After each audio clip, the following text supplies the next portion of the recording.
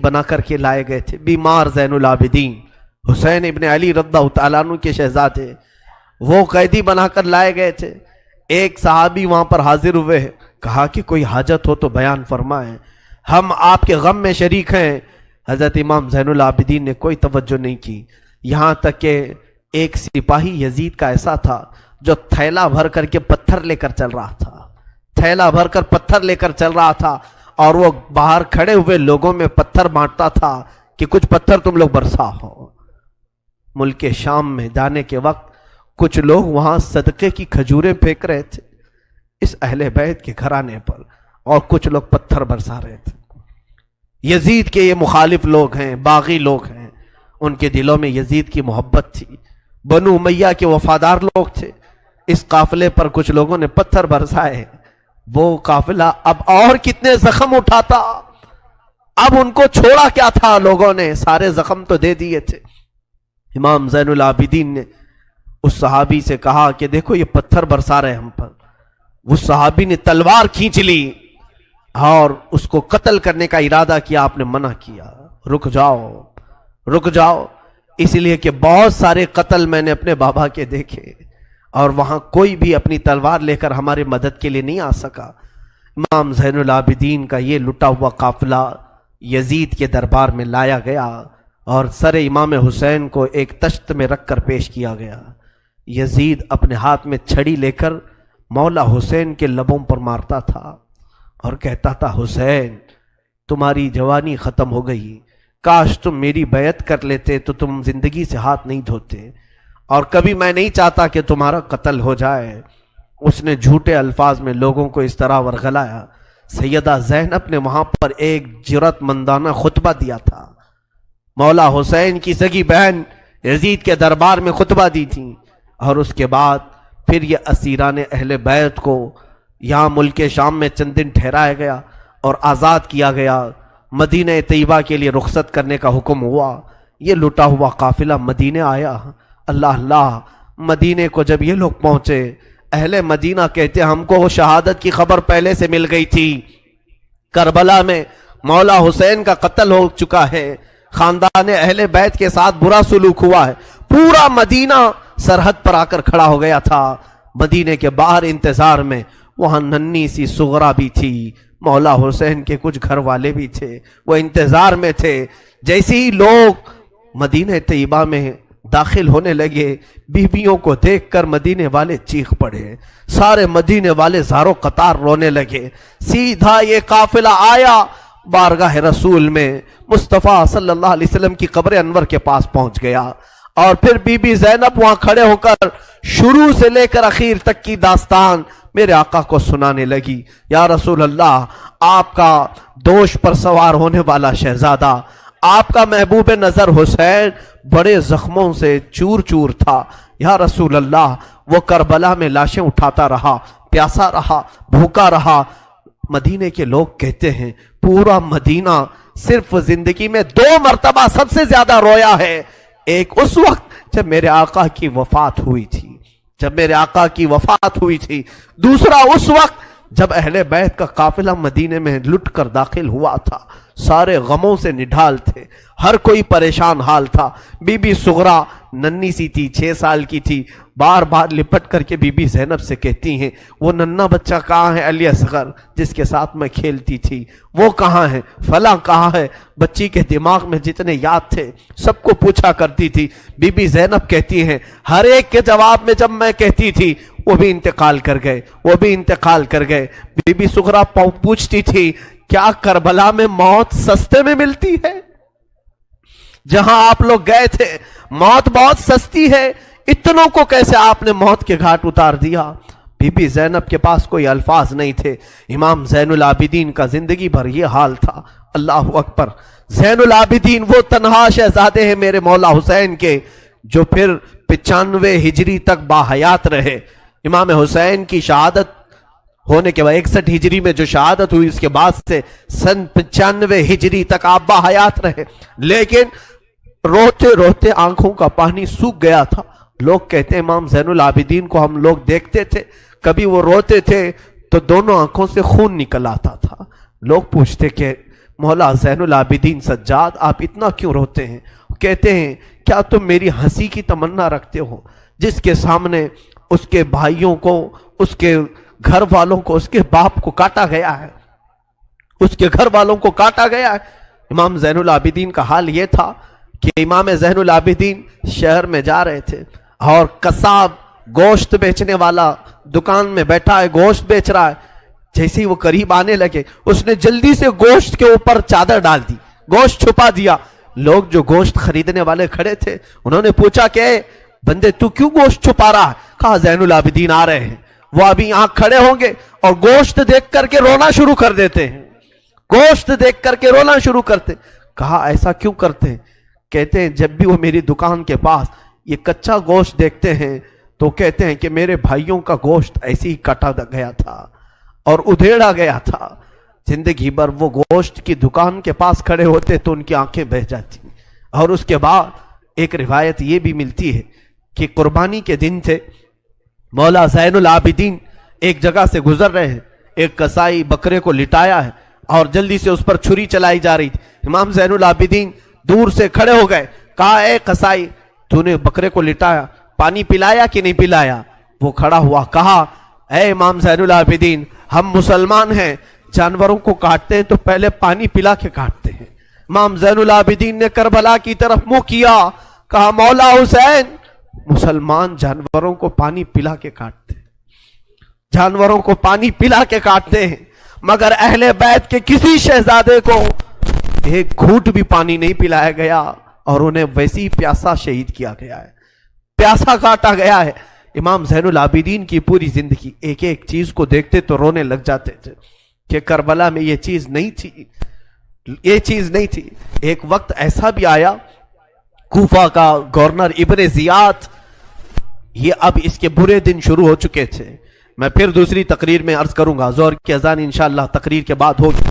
آج سارا مجمع یہاں پر ہے اور انشاءاللہ بغیر نماز پڑھے ہم تو یہاں سے جائیں گے نہیں، اور اذان لوگوں کو جمع کرنے کے لیے ہوتی ہے، جو آلریڈی جمع ہیں پھر انہیں کیا جمع کیا جائے۔ اذان تو ہم دیں گے انشاءاللہ، صبر کریں۔ یہ وقت شہادت کا ہے، یہ وقت کربلا کی یاد کا ہے۔ مولا حسین کے یہ شہزادے امام زین العابدین رضی اللہ تعالیٰ، زندگی بھر آپ کے حالات یہ تھے کہ کبھی کچا گوشت دیکھیں تو رو پڑے، کسی جانور کو ذبح ہوتے دیکھیں تو رو پڑے۔ ایک بار امیر کوفہ ابن زیاد، اب امیر مختار نام کا ایک شخص جو بدلہ لینے کے لیے بعد میں اٹھ کھڑا ہوا، بعد میں کوفہ میں ایک ایسا شخص ظاہر ہوا جس کا نام مختار ثقفی تھا۔ اس نے اعلان کیا کہ میں قاتلان حسین کا بدلہ لوں گا، اور اس نے اٹھ کر کے کچھ اہل بیت سے محبت کرنے والوں کو اپنے قافلے میں جمع کیا، اور یہ قافلہ بڑھتا گیا یہاں تک کہ خون حسین کا بدلہ لینے کے لیے یزید کی موت کے بعد اس نے ہر ایک کو تلاشنا شروع کیا۔ شمر کو ڈھونڈا، اس کو قتل کیا، اور اس کے بعد عمرو بن سعد کو ڈھونڈا، اسے قتل کیا۔ عبید اللہ بن زیاد جو کوفہ کا حاکم تھا، جو جڑ تھا اس فساد کا، اسے ڈھونڈا، اور اس کے بعد 22,000 کا جو لشکر تھا اس میں سے کسی ایک کو بھی اس نے زندہ نہیں چھوڑا، ایک کو بھی نہیں۔ جتنے وہاں شریک تھے سب کو قتل کیا، سب کو قتل کیا، اور 22,000 کو قتل کرنے کے بعد مختار ثقفی نے یہ اعلان کیا، ابھی میں نے حسین کی ایک انگلی کا بھی بدلہ نہیں لیا، میں حسین ابن علی کی ایک انگلی کا بھی بدلہ نہیں لیا۔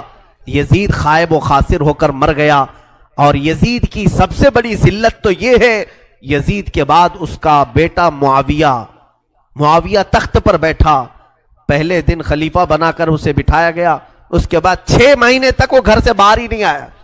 6 مہینے کے بعد سیدھے لاش باہر آئی بیٹے کی، وہ 6 مہینے کبھی تخت پر نہیں بیٹھا یزید کے۔ لوگ کہتے تھے کہ معاویہ آپ یزید کے جانشین ہیں، وہ نیک شہزادہ تھا۔ دیکھیں اللہ کی مصلحت کیسی، صحابی کے پیٹ میں یزید پیدا ہوا، یزید کے پیٹ میں معاویہ، پھر اچھا شہزادہ پیدا ہوا، نیک تھا۔ اس نے کہا، لوگ جب کہتے تخت پر بیٹھ جائیے تو اس نے اس تخت کی طرف دیکھ کر کے تھوک دیا اور کہا اس تخت پر بیٹھوں جس پر شہزادہ رسول کا خون لگا ہوا ہے، اس تخت پر بیٹھوں جو تخت حسین ابن علی کے گھر والوں سے رنگا ہوا ہے، کبھی اس تخت پر نہیں بیٹھا۔ اس کی یزید کی سب سے بڑی ذلت تو اسی پہ ہے کہ اس کا خود کا بیٹا اس کے تخت پر تھوک دیا، نہیں بیٹھ سکا، لیکن حسین کا چرچا آج بھی ہے، حسین کے شہزادے گلی کوچوں میں ہر جگہ ہے، سادات کی خوشبو تم محسوس کرو گے آج بھی۔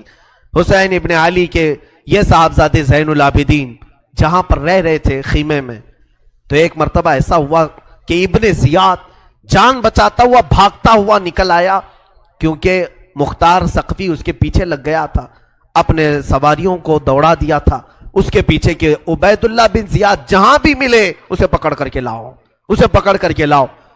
تو سب اس کے پیچھے لگ گئے، مختار ثقفی کے ڈر سے عبید اللہ بن زیاد جان بچاتا ہوا بھاگتا ہوا ایک خیمے میں آیا، وہ خیمہ کسی اور کا نہیں، امام زین العابدین کا تھا۔ وہاں پر پہنچ گیا، آپ قرآن پاک کی تلاوت میں مصروف تھے، مختار ثقفی کے ڈر سے آنے والا یہ عبید اللہ بن زیاد ہانپ رہا تھا، کانپ رہا تھا۔ امام زین العابدین نے سر اٹھا کر کے دیکھا، کیا بات ہے؟ کہا پیاس کی شدت ہے، اگر تمہارے پاس پانی ہو تو پلاؤ۔ امام زین العابدین نے فوراً کھٹوری بھری اور پانی دیا، اس نے پانی پیا اور پھر کہا اور پانی ملے گا، انہوں نے اور ایک کھٹوری بھری اور پھر پانی پلایا، اس نے پیا، 3 کھٹوریاں پانی پیا۔ عبید اللہ بن زیاد یہ سوچنے لگا شاید امام زین العابدین نے مجھے پہچانا نہیں ہوگا، اس نے کہا آپ مجھے نہیں پہچانے ہوں گے شاید۔ آپ نے چہرہ اٹھایا تو آنکھوں میں خون تھا، آنکھوں میں خون تھا۔ کہا اے ظالم، تجھے نہیں پہچانوں گا؟ تیری وجہ سے میرا پورا گھرانہ لٹ گیا، میرا پورا خاندان تو نے تباہ کیا، بھوکا اور پیاسا کربلا میں تڑپایا، تجھے نہیں پہچانوں گا؟ تو عبید اللہ بن زیاد بدبخت نہیں ہے؟ تو اس نے کہا جب آپ نے پہچانا تو پانی پلا رہے ہو۔ امام زین العابدین نے کہا جو تو نے ہمارے ساتھ سلوک کیا وہ تیری فطرت تھی، اور ہم نے جو سلوک کیا ہے یہ اہل بیت کی فطرت ہے، یہ اہل بیت کی شان ہے، ظالموں کے ساتھ بھی پانی پلانے کا سلوک۔ اسی لیے میرے عزیزو، آج اگر ہمیں کچھ آس ہے، امید ہے، تو رسول کے انہی شہزادوں سے کہ ہماری برائیاں 1000 ہوں گی، لیکن مجھے امید ہے کہ ان حسین ابن علی کے شہزادوں سے اگر قیامت کے دن ایک بار ہم کہہ دیں گے پانی، تو امید ہے کہ یہ اپنے نانا کے حوض کوثر سے ہمیں پانی ضرور پلائیں گے۔ تذکرہ کرو حسین کا، تذکرہ کرو اہل بیت کا اور علی کے شہزادوں کا، یقیناً حوض کوثر پر انہی کا قبضہ ہے۔ میرے آقا صلی اللہ تعالیٰ علیہ وسلم اپنے ہاتھ سے جسے چاہیں گے پانی پلائیں گے۔ ان کے گھر والوں کو ستا کر کے تم پانی قیامت کے دن کس منہ ہوگے، پیاس بجھاؤ گے؟ امام زین العابدین نے اس وقت بھی پانی پلایا۔ میرے عزیزوں، اس کے بعد ایسا نہیں کہ اسلام ختم ہو گیا، امیہ کی خلافت چلتی رہی، یزید کے بعد اس کا بیٹا معاویہ کے انتقال کے بعد پھر مروان حاکم بنا، مروان کی حکومت چلی، پھر اس کے بیٹے آئے تقریباً 90 ہجری تک، اور اس کے بعد 105 ہجری تک اسی امیہ خاندان نے خلافت کی باغ ڈور سنبھالی۔ اس کے بعد عباسی خلافت کا دور شروع ہوا، جو بنو عباس کہلائے، وہ اہل بیت سے محبت کرنے والے تھے۔ اتنے زمانے تک بھی اہل بیت کے ساتھ برا سلوک ہوتا رہا۔ امیہ کے پورے جتنے خلفاء آئے انہوں نے اہل بیت کے ساتھ کوئی اچھا سلوک نہیں کیا۔ امام باقر کے ساتھ، امام جعفر صادق کے ساتھ، امام موسیٰ کاظم کو 12 سال تک قید میں رکھا گیا تھا، ان کو زہر پلایا گیا تھا، کوڑے مارے گئے تھے۔ یہ اماموں کے ساتھ برا سلوک تقریباً 100 سال تک چلتا رہا۔ اور ایسا نہیں، رسول کا گھرانہ آج بھی لٹانے پر قربان ہے۔ آج بھی اگر کوئی بات آ جائے تو دیکھنا رسول اللہ کی جو اصلی آل ہوں گے، اصلی اولاد ہوں گے، وہ قیادت کے لیے آگے بڑھیں گے اور اپنا سر بھی پیش کریں گے۔ ہندوستان کی فتح میں سلطان محمود غزنوی کے قافلے میں 2 شہزادے ایسے تھے کہ یہ قلعے کے پھاٹک پر، یہاں جب سلطان محمود غزنوی حملہ کے لیے آتے تھے، ہاتھیوں کو دوڑاتے تھے، اور جو قلعہ تھا یا ہندوستان کا جس کو فتح کرنا تھا، اس قلعے کے پھاٹک پر نوکیلے کیل لگے ہوئے تھے، ہاتھیوں کے سروں میں گھس جاتے تھے تو وہ ہاتھیاں چیخ کر کے پیچھے آ جاتی، قلعہ فتح نہیں ہوتا تھا۔ رات کو خواب میں محمود غزنوی نے دیکھا حضور پاک صلی اللہ علیہ وسلم تشریف لائے، محمود غزنوی بادشاہ، پوچھا یا رسول اللہ ہندوستان فتح کیسے ہوگا؟ میرے آقا نے فرمایا تیری فوج میں میرے 2 شہزادے ہیں، ان سے مشورہ لے، وہ جو کہیں گے تو اس پر عمل کر۔ صبح اٹھا تو फौज में देखा तो 2 आले रसूल थे, 2 नौजवान थे।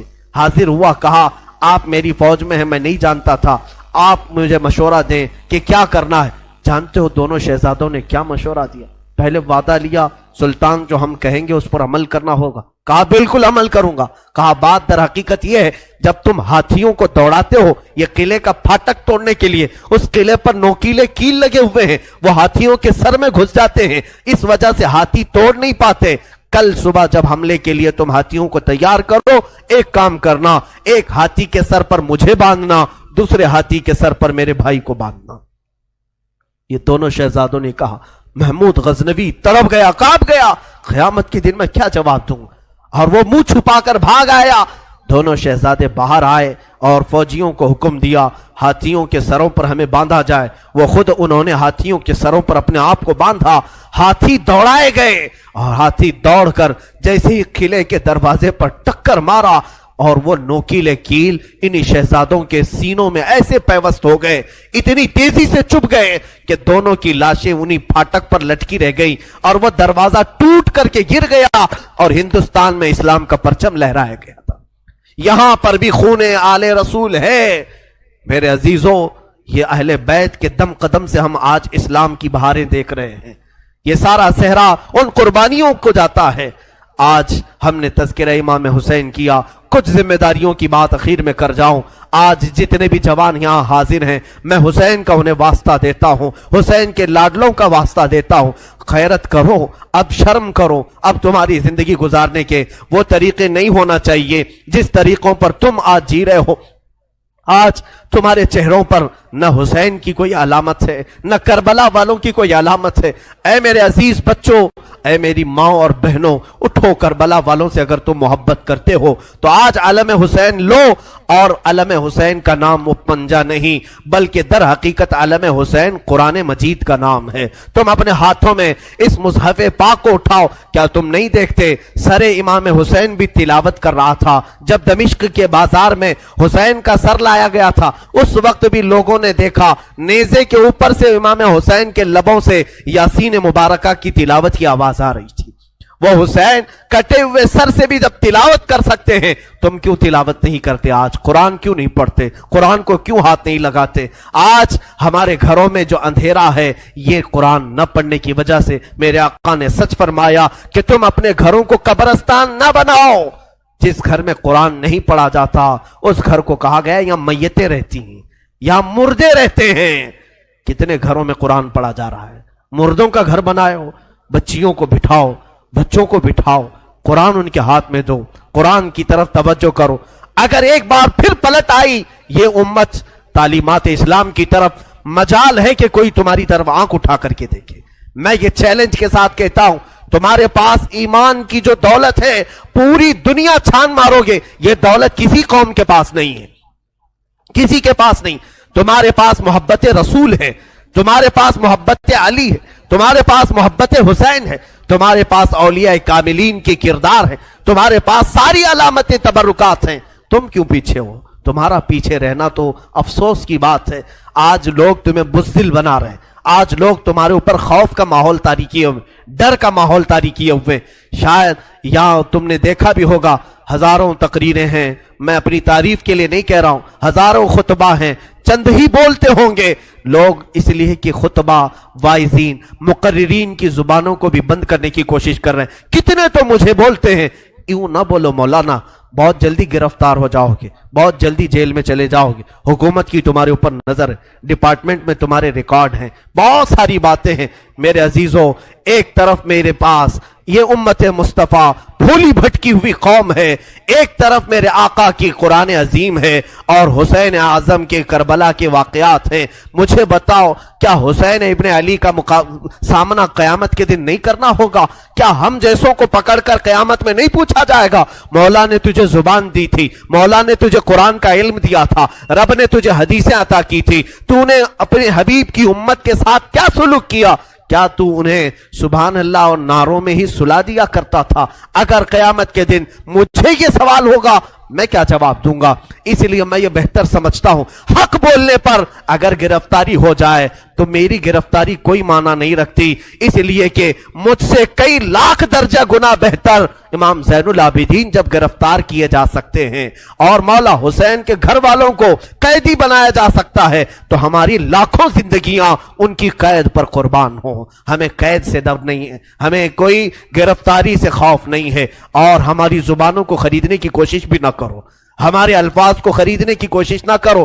اے مسلمانوں، میں جو بول رہا ہوں ایک بات یاد رکھنا، اگر لوگوں میں بدگمانی ہے میرے متعلق، بدگمانی کرتے ہو پیسوں کے لیے، مال کے لیے، یا میں اپنی فیلڈ بنانے کے لیے بول رہا ہوں، تم خام خیالی میں ہو۔ انشاءاللہ میں کس مقصد سے بول رہا تھا اور تم کس مقصد سے سن رہے تھے، آج میں صفائی نہیں دوں گا، کل بروز قیامت رسول اللہ کے سامنے فیصلہ ہو جائے گا، قیامت کے دن فیصلہ ہو جائے گا انشاءاللہ۔ میرا وجدان یہ کہتا ہے میں کہاں کھڑا رہوں گا اور تم کہاں کھڑے رہو گے، یہ قیامت کے دن ہی پتا چلے گا، قیامت کے دن پتا چلے گا۔ اگر میری بات آپ تک پہنچتی ہے تو عمل کی طرف آؤ، ہیلے بہانے نہ کرو۔ مجھے مارنا ہے مار لو، مجھے کوسنا ہے کوس لو، دو چار گالیاں مجھے دے لو اگر دل ٹھنڈا ہوتا ہے۔ میرے اخلاق برے ہیں، میرے اعمال برے ہیں، ہو سکتا ہے میں نکما ہوں، ہو سکتا ہے میں کم علم ہوں، ساری باتیں مجھے منظور ہیں، لیکن جس چیز کی طرف میں تمہیں دعوت دے رہا ہوں وہ دعوت کو ہلکا مت سمجھو، اس بیان کو ہلکا نہ سمجھو۔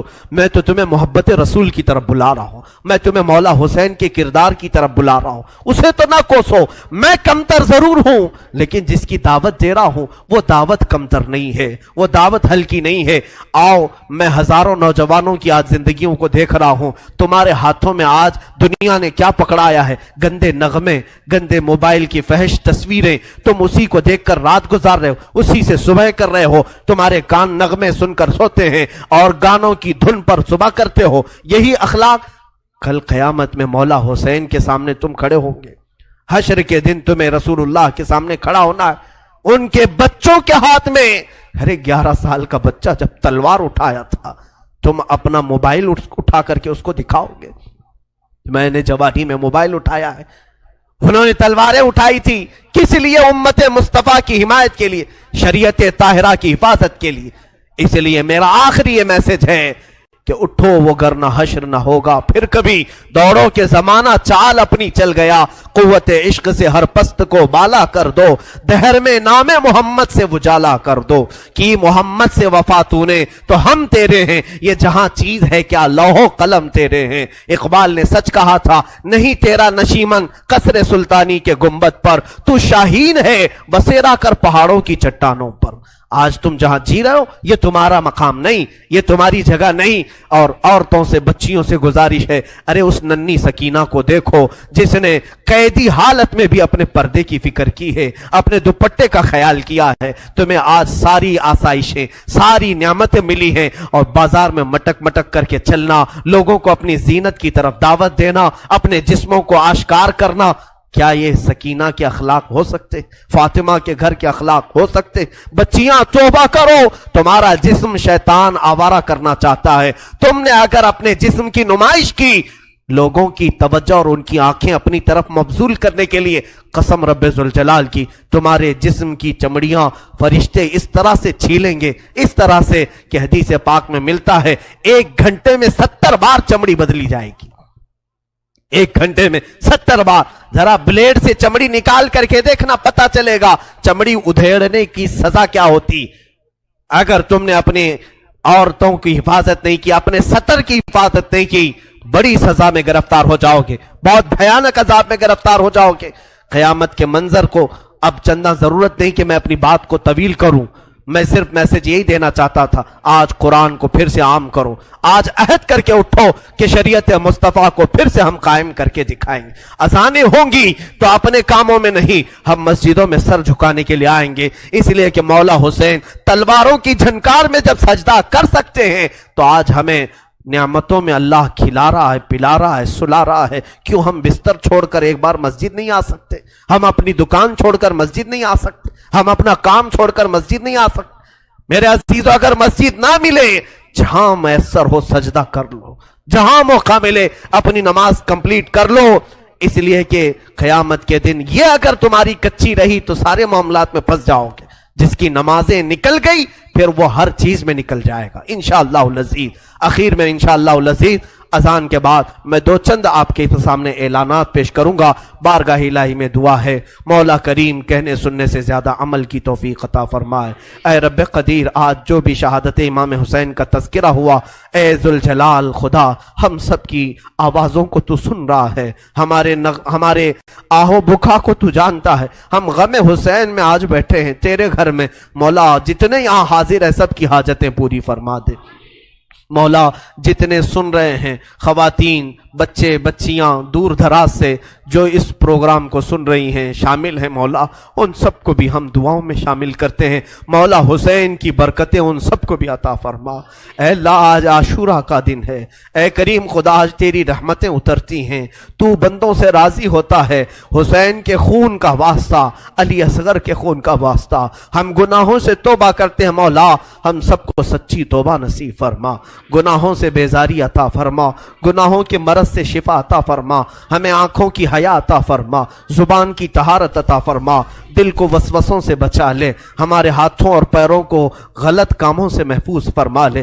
اے کریم خدا ہماری بچیوں کو بے آبرو ہونے سے بچا لے، ان کے جسموں کو ان کے سطر کی تو حفاظت فرما۔ اے کریم خدا پورے ہندوستان میں امن و امان عطا فرما، اسلام و سنیت کا بول بالا فرما، کفار و مشرکین کے برے منصوبوں کو خاک میں ملا دے۔ اے رب قدیر تیرا احسان ہے تو نے ہمیں اسلام پہ پیدا کیا، تیرا احسان ہے تو نے امت محمدیہ میں بنایا، تیرا احسان ہے تو نے ہمیں علی اور حسین کے گھر والوں کے تذکرہ کرنے والوں میں پیدا کیا۔ اے مولا یہ محبت حسین ہماری زندگی کی آخری سانس تک ہماری زندگی میں عطا فرما۔ اے رب ذوالجلال اس مسجد پاک میں بچے، جوان، بوڑھے جتنے حاضر ہیں، جو جس پریشانی میں مبتلا ہے، مولا تو بہتر جانتا ہے، سب کی پریشانیاں دور فرما۔ اس پورے محلے پر مولا ہمارے آس پاس جتنے گھر ہیں، اس پورے محلے پر زمینی آسمانی بلاؤں سے تو حفاظت فرما، غیب سے برکتوں کا نزول فرما۔ اے خلاق العالمین ارحم الراحمین تیرے دربار میں صرف اتنی التجا ہے، اگر ہماری زندگی باقی رہی ان آنکھوں کو ایک بار تیرے حبیب پاک کے چہرے کی زیارت نصیب فرما، مولا حسین کے چہرے کی زیارت نصیب فرما، مولا بغداد، کربلا اور مدینہ طیبہ کی زیارت نصیب فرما، ہم سب کو حج مقبول نصیب فرما، ہماری دعاؤں کو رسول کریم صلی اللہ علیہ وسلم کے نالین پاک کے صدقے قبول فرما۔ ان اللہ وملائکتہ یصلون علی النبی یا ایھا الذین آمنوا صلوا علیہ وسلموا تسلیما۔ اللهم صل على سيدنا ومولانا محمد معدن الجود والكرم وآله وأصحابه الكرام وابنه الكريم وبارك وسلم سبحان ربك رب العزة عما يصفون وسلام على المرسلين والحمد لله رب العالمين۔